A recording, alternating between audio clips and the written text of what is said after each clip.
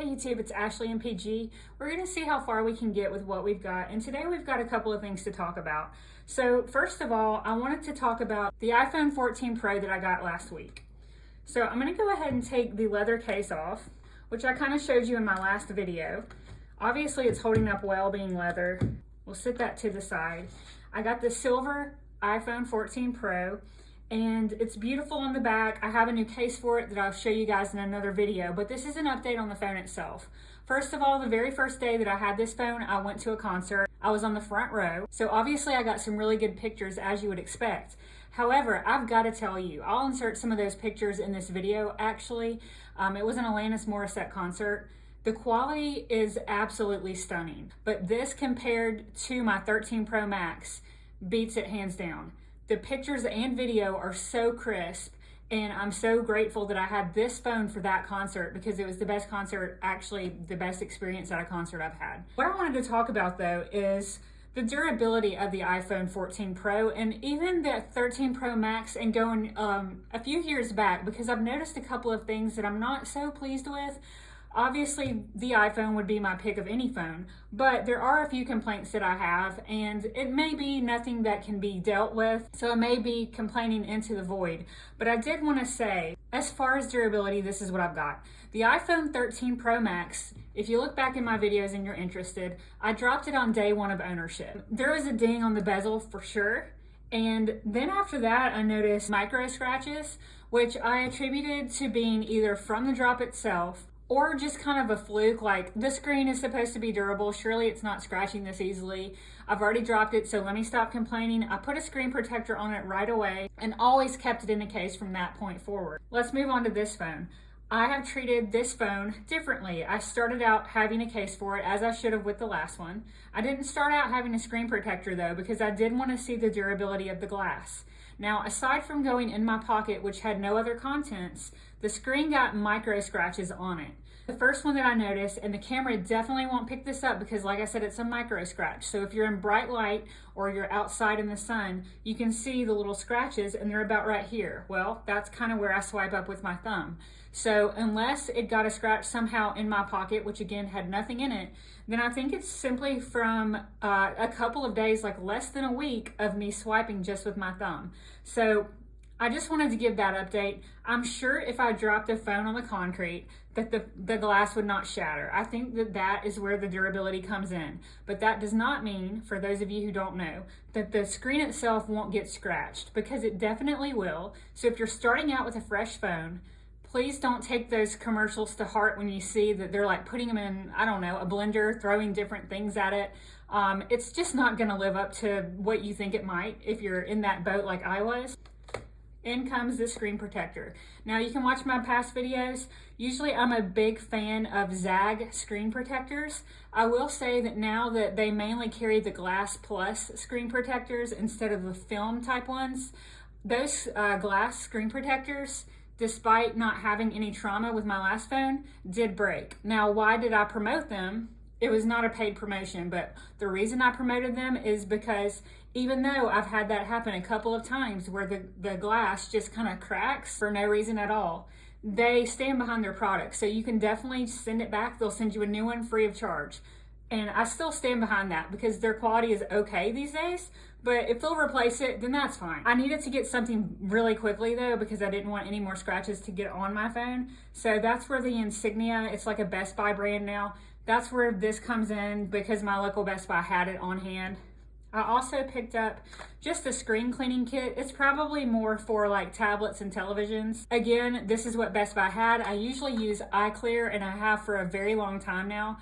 iClear is hands down my favorite for cleaning all of my devices. So I'm gonna go ahead and at least open this up, and if there are cleaning materials included, then I'll clean my screen with that and install everything. If not, we can use this screen cleaner in a pinch and go ahead and apply and come back and see what I think as far as first impressions for this screen protector. Okay, so opening the box, and this is really the first time I've used an Insignia screen protector. You can see it kind of comes with a guide here to show you.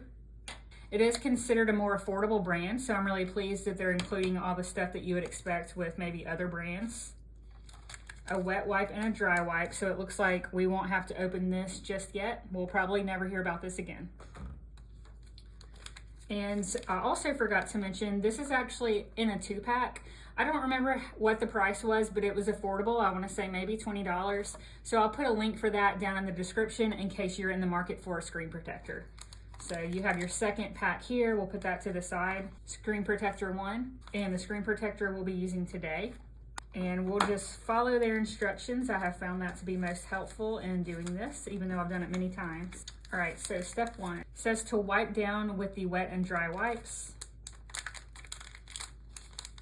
And as you can see, it also includes 2 dust removal adhesives, one for this screen protector, one for the other one.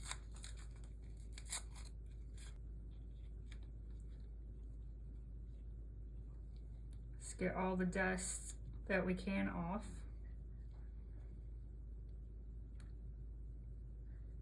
And what I'm looking for in this, outside of ease of application, is just the responsiveness after you put it on.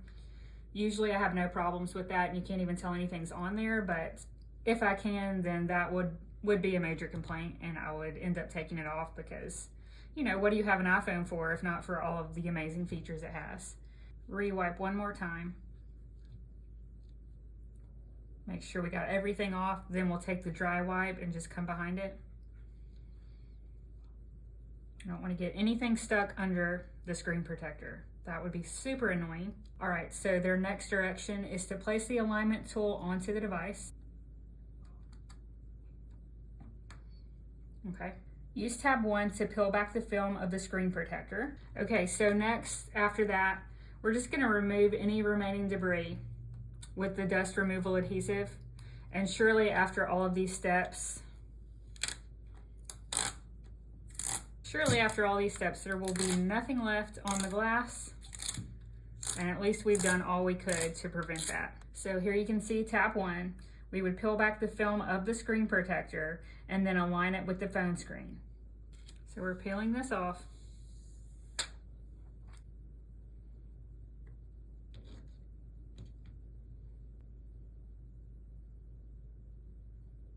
And carefully placing within the guides.